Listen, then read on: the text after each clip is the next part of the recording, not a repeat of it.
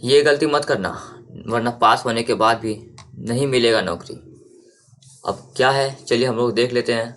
SSC GD का आपका notification आ गया है कल, और इसमें मैं आपको मोटा मोटा बता देता हूँ। पहले इसको बता देता हूँ, फिर बताता हूँ आप क्या ऐसा गलती नहीं करना है जिससे कि आपको अगर एग्ज़ाम में पास भी हो जाइएगा तो फिर नौकरी नहीं मिलेगा। वो क्या गलती है उसके बारे में हम लोग देखते हैं, जो कि बहुत सारे स्टूडेंट करते हैं। सबसे पहले इसमें फ़ी कितना रखा गया है, 100 रुपया फ़ी रखा गया है, और वैकेंसी कितना है, 26,000 प्लस है।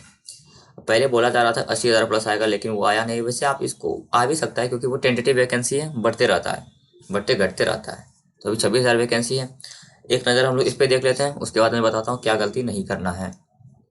सबसे पहले 24 तारीख से आया है, और हम लोग इसको क्या कर सकते हैं, लास्ट डेट क्या है, लास्ट डेट है एप्लीकेशन का 12/31, यानी कि पूरा साल है आपके पास भरने के लिए। तो जल्दी नहीं करना है, आराम से भरिएगा। 1 महीना है आपके पास, 1 महीना से भी ज़्यादा टाइम है। और क्या एग्ज़ाम कब होने वाला है, ये इंपॉर्टेंट है। फरवरी मार्च में एग्ज़ाम होने वाला है। तो धड़फड़ नहीं करना है, आराम से भरिएगा, टाइम ले लेकर भरिएगा। 26,000 वैकेंसी है, जिसमें पे स्केल आपको कितना पैसा मिलेगा इसको देख लीजिए। आपका पे लेवल 3 है, यानी कि आपका 21,700 से 69,100 तक मिलेगा, यानी कि 21,500 से आपका 70,000 रुपया तक मिलेगा। इसको ध्यान रखिएगा। चलिए अब देख लेते हैं थोड़ा सीट कितना कितना है। सीट का बात करेंगे तो बीएसएफ में SC ST के लिए 135, 166, 67 आप अपने हिसाब से देख लीजिए। आप जो भी कास्ट के हैं वो सारा यहाँ मेंशन है। टोटल अगर बात किया जाए बीएसएफ का कितना है, तो 6,000 बीएसएफ का है, सीआईएसएफ का 11,000 है, सीआरपीएफ का 3,000 है, एसएसबी का 635 है, आईटीबीपी का 3,000 है, और एआर का 1,000 या 1,500 बोल लीजिए, एसएसएफ का 2,200 है। और टोटल कितना हो गया, 26,000 हो गया। तो आप इसको भी ध्यान रखना है। कंपटीशन है भाई, कंपटीशन बहुत ज़्यादा है, क्योंकि ये मैट्रिक लेवल पे है, तो बहुत सारे स्टूडेंट्स को पढ़ते हैं। नेशनलिटी क्या चाहिए, इंडियन चाहिए। और क्या, एज लिमिट देख लेते हैं, ये इंपॉर्टेंट हो जाता है। एज लिमिट आपका कितना है, 18 से 23 साल होना चाहिए। एज काउंट कब से होगा, तो 1/1/2024 तक में आपका 18 साल हो जाना चाहिए, या फिर 1/1/2024 तक आपका 23 साल ही होना चाहिए। आप लोग देख लीजिए यहाँ पे कि आपका जन्म जो है ना 2/1/2001 से पहले और 1/1/2006 के बाद नहीं होना चाहिए। 2 जनवरी 2001 से पहले और 1 जनवरी 2006 के बाद का जन्म आपका नहीं होना चाहिए। हालांकि अगर आपका ऐसा है तो आपको ये भी रिजर्वेशन मिल सकता है। जैसे अगर आप SC ST है तो आपको 5 साल का छूट मिलेगा, OBC है तो 3 साल का छूट मिलेगा, एक्स सर्विसमैन है तो आपको 3 साल का छूट मिलेगा। और आपका जो गुजरात में एक राइट हुआ था ना, वो 1984 में या 2002 में, वहाँ से अगर हैं तो फिर आपको 5 साल का छूट मिल जाएगा। फिर आपका OBC के लिए 8 साल का छूट मिलेगा, और अदर विक्टिम के लिए 10 साल का छूट मिलेगा। और क्या क्या इंपॉर्टेंट है, और यहाँ पे तो इम्पोर्टेंट कुछ है नहीं। फटाफट हम लोग कंप्लीट करते हैं, उसके बाद मैं बताता हूँ आपको। और एक गलती सबको ही करता है कि जैसे कि आप लोग खुद से नोटिफिकेशन नहीं पढ़ते हैं। आप एग्जाम फॉर्म भरने से पहले एक बार पूरा का पूरा नोटिफिकेशन खुद से पढ़ें। आप चाहे कितना वीडियो देख लीजिए, लेकिन नोटिफिकेशन आपको खुद से ही पढ़ना है, ठीक है। इसको इग्नोर मत कीजिएगा। आखिर नहीं तो अगर आप खुद से अगर नहीं पढ़िएगा ना, हम लोग देखिए क्या करते हैं, टोटल तो पढ़ते नहीं है। आपको खुद से टोटल टाइम पढ़ के निकाल कर टोटल जितना पेज है, और पूरा सिलेबस पढ़ते हुए ना, तो एक पेज अगर पढ़ ही लोगे एक बार नोटिफिकेशन, तो क्या हो जाएगा। इंग्लिश में समझ में नहीं आता, हिंदी में पढ़ लेना है इसको ट्रांसलेट करके, लेकिन आपको खुद से इसको पढ़ना है, तभी इतनी गलती नहीं होगा। अच्छा, एप्लीकेशन फ़ी कितना है, तो ये सबको पता है 100 एप्लीकेशन फ़ी है। और अगर वुमेन है या फिर आपका SC ST ESM है, एलिजिबल, ESM क्या होता है, एलिजिबल फॉर रिजर्वेशन और एक्सटेम्प्ट फ्रॉम पेमेंट फ़ी। मतलब अगर आप वुमेन हैं या फिर SC ST हैं तो आपको, या फिर एक्स सर्विसमैन है तो आपको पैसा नहीं लगने वाला है। पैसा कैसे कर सकता है, तो वो आप तो पता होगा सबको, जो अगर फॉर्म भर रहे हैं तो भीम UPI से कटता है, नेट बैंकिंग से कटता है, या फिर वीज़ा या मास्टर कार्ड रुपए कार्ड, इन सब से कट जाता है। और कुछ नहीं। क्या करेक्शन का टाइम मिलेगा, बिल्कुल मिलेगा, मेंशन है यहाँ देख लो। ऐसे तो मिलता नहीं है, लेकिन इस बार मिलने वाला है। करेक्शन का भी टाइम मिलेगा, जो कि होगा 4 जनवरी 2024 से 6 जनवरी 2024 तक। 2 दिन टाइम दिया तुमको, 2 दिन टाइम है करेक्शन करने का। लेकिन हम लोग करेक्शन करने का इंतजार नहीं करेंगे। हम लोग करेक्शन करने का इंतजार नहीं करेंगे, जब फॉर्म भरना है उसी को अच्छे से भर लेंगे ताकि करेक्शन करने का दिक्कत ही ना हो। एग्ज़ाम सेंटर कहाँ कहाँ है तो आप लोग देख सकते हैं यहाँ पे, जैसे कि मैं बिहार की तरफ से हूँ तो मेरा भागलपुर है, दरभंगा, मुजफ्फरपुर, पटना, वो आप लोग खुद से देख लीजिए। मैं धीरे धीरे स्क्रॉल करता हूँ, आप लोग वीडियो पॉज करके देख लीजिए आपका कहाँ कहाँ है।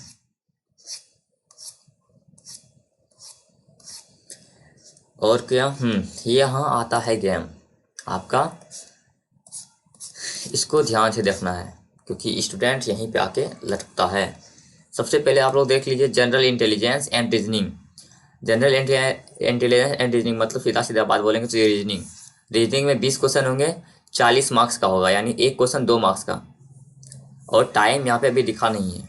एक क्वेश्चन रीजनिंग में 20 क्वेश्चन 40 मार्क्स का, इसको ध्यान रखना है। General knowledge and general awareness मतलब आपका जीके जीएस। जीके जीएस में कितने होंगे, 20 क्वेश्चन होंगे, ये भी 2-2 मार्क का होगा, यानी 40 मार्क्स का होगा। अगला देखते हैं एलिमेंट्री मैथमेटिक्स, यानी कि आपका अर्थमेटिक मैथ कितने का होगा, 20 क्वेश्चन का 40 मार्क्स। और आपका इंग्लिश हो जाएगा, इंग्लिश या हिंदी आप दोनों में से कोई चूज कर सकते हैं, फॉर्म भरने के टाइम वो आपको ऑप्शन मिलता है, तो वो भी 20 क्वेश्चन का होगा और 40 मार्क्स का होगा। मैं आपको यहाँ पे ऐसे ही रिकमेंड करूँगा कि अगर आप इधर झारखंड बिहार से यानी यूपी तरफ से है ना, तो अगर आपको हिंदी आता है तो आप हिंदी में ही हिंदी ही डालिएगा, ये ईजी होता है इंग्लिश से। और तो इस तरह आपको 60 मिनट मिलेगा, मतलब एक क्वेश्चन पर मिनट। अब बच्चा क्या करता है ना, यहाँ पे आके अटकता है, इसको अटकना नहीं है। यहाँ पे अगर कोई क्वेश्चन नहीं बन रहा तो उसको स्किप कर देना है। सबसे पहले तो मैं अगर आपको बताऊँ तो सबसे पहले आपको जीके को टच करना है, उसके बाद इंग्लिश या हिंदी को टच करना है, उसके बाद आपको रीडिंग और मैथ पे आना है, क्योंकि ये दोनों टाइम टेकिंग बिल्कुल भी नहीं होता है। अच्छा, इसमें किस किस लैंग्वेज में होने वाला है एग्जाम, पेपर किस किस लैंग्वेज में होगा, तो सबसे पहले इंग्लिश, हिंदी और कोई भी 13 रीजनल लैंग्वेज में होने वाला है। कौन कौन सा, आसामीज, बंगाली, गुजराती, कन्नड़, कोंकणी, मलयालम, मणिपुरी, मराठी, उड़िया, पंजाबी, तमिल, तेलुगु और उर्दू, इतने लैंग्वेजेस में होने वाले एग्जाम। तो आप टेंशन नहीं लेना है, आपको जिस भी लैंग्वेज आप कंफर्टेबल हो उस लैंग्वेज में एग्जाम दीजिए। अच्छा, क्या नेगेटिव मार्किंग भी होगा, बिल्कुल होगा। 0.25 मार्क्स का नेगेटिव मार्किंग होगा, यानी कि अगर आपने 4 क्वेश्चन गलत किया तो 1 मार्क आपका चला जाएगा। 4 क्वेश्चन गलत किया तो 1 मार्क्स गया, ये आपका नेगेटिव मार्किंग भी है। एग्जाम कैसे होने वाला है बिल्कुल सबको पता है, एग्जाम सीबीटी पे होता है, कंप्यूटर बेस्ड टेस्ट होता है। कंप्यूटर बेस्ड टेस्ट किसको बोलते हैं, आप जाइएगा वहाँ कंप्यूटर रखा होगा, कंप्यूटर के सामने क्वेश्चन आएगा, आपके हाथ में माउस और कीबोर्ड होगा, वहाँ से आपको आंसर करना है। उसको सीबीटी बोलते हैं, कंप्यूटर बेस्ड एग्जामिनेशन बोलते हैं। अच्छा, थोड़ा सिलेबस देख लेते हैं, सिलेबस में क्या क्या आएगा।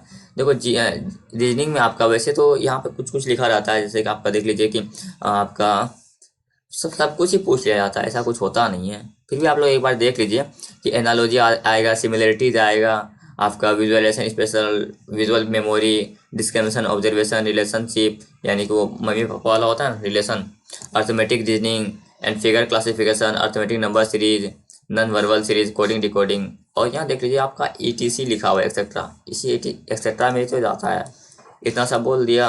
और जितना भी वैसे जो भी रीडिंग में आता है वो आप लोग तो पता ही होगा। जनरल नॉलेज और जनरल अवेयरनेस के लिए आपको क्या करना है, आपको इसके लिए बिल्कुल भी सोचना नहीं है। हम लोग अपने चैनल पे जीके जीएस का जीडी का क्लास चला रहे हैं, आप उसको फॉलो कर सकते हैं। इसके लिए बिल्कुल भी नहीं सुनना, इसको इसी के अकॉर्डिंग हम लोग इसको पढ़ने वाले हैं और पढ़ ही रहे हैं। तो आप लोग क्या कर सकते हैं, इस चैनल से जुड़ सकते हैं। आपको पर डे यहाँ पे एक वीडियो अपलोड होता है जो कि जीके जीएस का होता है जीडी के लिए, तो आप उस क्लास को कर लीजिए। उससे बाहर आपको कुछ भी करने का ज़रूरत नहीं होगा। मैथ के लिए आप क्या कर सकते हैं, सबसे पहले तो मैथ के लिए आप इतना सा कर लीजिए, सिलेबस जो भी होता है कंप्लीट कर लीजिए। अर्थमेटिक का सिलेबस, एडवांस का सिलेबस कंप्लीट नहीं करना है अर्थमेटिक का, जिसमें कि एक होता है नंबर सीरीज नंबर सिस्टम पूछा जाता है। तो आप एक बस ये एडवांस का पार्ट हो जाता है नंबर सिस्टम के अंदर ही आता है whole number, decimal and fraction, ये सब आपका आता है। इसको बस ये एडवांस का पार्ट होता है, इसको कर लेना है। बाकी सब आपका अर्थमेटिक ही है, एवरेज हो गया, प्रॉफिट लॉस हो गया, परसेंटेज हो गया, लॉस, आपका डिस्काउंट मेंसुरेशन भी एक फिर आ जाता है, ये दोनों एडवांस का पार्ट हो गया। और time and distance, ratio and time and work, ये सब करने के बाद आपको ज़रूर से क्या करना है, प्रीवियस ईयर अटेम्प्ट करना है। भाई प्रीवियस ईयर ही जान होता है, उसको नहीं छोड़ना है। बाकी इंग्लिश हिंदी तो सबको पता है, ग्रामर आता है इसमें, और इसमें कुछ है ही नहीं और कुछ लिखा भी नहीं है। कॉम्प्रिहेंशन भी होगा, इसका मतलब क्या, इसका मतलब आपका वो कंप्रेशन समझ रहे हो ना, पेसेज आएगा। उसके बाद पीटी पीएचटी होता है, ये सबको पता है। पीटी पीएचटी में देख लेते हैं फिजिकल में हम लोग थोड़ा सा। मेल में क्या करना होगा, 24 मिनट में 5 किलोमीटर, और फीमेल में 8 8 साढ़े 8 मिनट में 16 किलोमीटर नहीं, आपका क्या बोलेंगे 1 किलोमीटर 600 मीटर आपको दौड़ना है। और क्या, ये तो हो गया आपका इधर लद्दाख के लिए, लद्दाख रीजन के लिए। Belonging to for candidate other than those belonging to Ladakh region, मतलब लद्दाख रीजन को छोड़ के। और जो लद्दाख रीजन से है उसके लिए क्या करना होगा, जो मेल है वहाँ पे 1.6 किलोमीटर दौड़ना होगा 7 मिनट में, और 800 मीटर दौड़ना होगा इन 5 मिनट में, जो लद्दाख रीजन के हैं। और कुछ है क्या, बिल्कुल है। अभी हाइट वाइट देख लेते हैं थोड़ा सा। हाइट क्या होगा, मेल का 70 सेंटीमीटर होगा, 170 सेंटीमीटर, फीमेल का 157 सेंटीमीटर। देखिए अगर आप लोग को ये पता है, ये सब आप लोगों ने देख लिया है, तो आप क्या करते हैं, इस जगह से स्किप करके डायरेक्ट वहाँ पे आ सकते हैं जहाँ पे मैंने बताया कि क्या नहीं करना है, जिससे कि आप एग्जाम में पास होने के बाद भी आपका नौकरी नहीं मिलेगा। वो क्या नहीं करना है, वो आप लोग वहाँ से स्किप कर सकते हैं, अगर ये सब आपको पहले से पता है। बाकी यहाँ से आप लोग देख लीजिएगा अपना अपना सब कुछ यहाँ पे लिखा हुआ ही है। और अगर किसी में प्रॉब्लम हो तो आप क्या कर सकते हैं, कमेंट कर सकते हैं, उसी खास सेक्शन के ऊपर हम लोग वीडियो बनाकर ले आएंगे आपके लिए। चेस्ट का क्या होना चाहिए आपका, 80 सेंटीमीटर होना चाहिए अनएक्सपेंडेड, और मिनिमम एक्सपेंशन 5 सेंटीमीटर का होना चाहिए, मतलब कुल मिला के आपको छाती फुला के 85 सेंटीमीटर का होना चाहिए। और देख लेते हैं कुछ मेडिकल तो ठीक ठाक है, इसमें कोई दिक्कत नहीं है। चलिए अब बात कर लेते हैं कि आपको क्या नहीं करना है, जैसे कि आप एग्जामिनेशन फॉर्म से बाहर हो जाइएगा, क्या नहीं करना है। सबसे पहला तो आपको, इसमें क्या होता है ना, बच्चे लोग यहाँ पे तो पढ़ाई वढ़ाई तो अच्छे से कर लेते हैं, लेकिन यहाँ पे क्या रखते हैं, आप फॉर्म से ऐसे नहीं फिलअप करते हो। अब आप लोग बोलिएगा कि फॉर्म तो फिलअप अच्छे से करते हैं, कैफे वाले भैया के पास जाते हैं, फिर आप वही फॉर्म भर के देते हैं। तो भाई देखो, कैफे वाले भैया भी गलती करते हैं। पिछले बार ऐसा हुआ था, 2-3 लड़के ने मुझे मैसेज किया था, बताया था, मेरे फ्रेंड सर्कल में था, तो कैफे वाले ने फॉर्म भरने में गलती कर दिया था। तो आपको वहाँ भी देखना है, सबसे पहले तो वहाँ भी आपको अच्छे से देखना है। ज़रूरी नहीं है कि कैफे वाला भैया सब कुछ सही ही करे, तो वहाँ आपको देखना है। अगर आपने इसमें इस जगह मिस कर दिया ना फॉर्म भरने में, तो पहले आप क्या कर सकते हैं, आप जैसे फॉर्म भरना स्टार्ट होगा ना, तो बहुत सारे वीडियो यूट्यूब पे आएंगे, आप उन सब वीडियोज़ को अच्छे से, बड़े बड़े चैनल्स की वीडियो को जिस पे आप ट्रस्ट करते हो, या फिर आप जहाँ से पढ़ते हो ना, वो सर भी आपके लिए एक वीडियो लाएंगे। अगर आप बोलिएगा तो मैं भी आपके लिए एक फॉर्म भरने का वीडियो ले आऊँगा। आप लोग में से किसी का एक फॉर्म भर दूंगा। आप लोग क्या कीजिएगा, आप कांटेक्ट कीजिएगा, मैसेज कमेंट कीजिए, मैं आप में से किसी एक का फॉर्म ही भर दूंगा और उसका वीडियो भी बना लूँगा। वहाँ से आप लोग को देख के, पहले आपको देखना है, अगर कैफ़े वाले से ही भरवाना है तो वहाँ से आप लोग देख के कैफ़े वाले से भराइएगा। और वहाँ पे आप लोग कैफ़े वाले जब भर रहे होंगे, वहाँ पे आपको स्क्रीन पर ही नज़र रखना है, तब आपका सही होगा। अगर खुद से भर रहे हैं तो तो फिर क्या ही दिक्कत है, आप खुद से भर रहे हो तो आप लोग के पास अगर मोबाइल है, तो मैं भी रिकमेंड पहले यही करूँगा, आपके पास अगर मोबाइल है या फिर लैपटॉप तो अगर सबके पास नहीं भी है, तो मोबाइल तो सबके पास है, मोबाइल से खुद से फॉर्म भरिए ना। खुद से फॉर्म भरने में गलती नहीं होता है, आपको इस बात को समझना है। आपको देख देख के आप अगर खुद से फॉर्म भरिएगा ना, तो आप एक फॉर्म को 2 बार 3 बार, मतलब अगर कुछ गलती हुआ ना, तो पेमेंट करने से पहले 2-3 बार आप चेक भी कर सकते हैं। लेकिन उधर क्या होगा, कैफे वाला का भैया के पास, वो तुरंत फॉर्म भर के सबमिट कर देते हैं। आप खुद से फॉर्म भरिएगा, एक फॉर्म को भरने में आपका मान लीजिए कम से कम तो 2 घंटा प्लस लगेगा ही, 2 घंटा नहीं तो 1 घंटा लगेगा। लेकिन कैफे वाले भैया क्या करते हैं, आपका 15 मिनट फॉर्म भर के कंप्लीट कर देते हैं। तो इन सबको ध्यान में रखना है। पहले तो मैं रिकमेंड करूँगा खुद से फॉर्म भरने। अगर खुद से फॉर्म नहीं भरना है फिर भी, तो आप क्या कर सकते हैं, पहले तो मैं एक चैनल पर वीडियो लेकर आऊँगा, आप में से किसी का एक फॉर्म भर दूंगा, आप कमेंट कर दीजिएगा जिसको भी फॉर्म भरवाना हो। तो आप लोग कमेंट कीजिएगा, मैं उसी का फॉर्म भर के रिकॉर्ड कर लूँगा, देन फिर आपके लिए उस वीडियो को अपलोड कर दूँगा। फिर उस वीडियो को देख कर ही आपको फॉर्म भरना है, नहीं तो फिर दिक्कत हो जाएगा, पास करने के बाद भी नौकरी नहीं मिलेगा, तो बहुत गलत लगता है। ठीक है, इतना ही बस बताना था।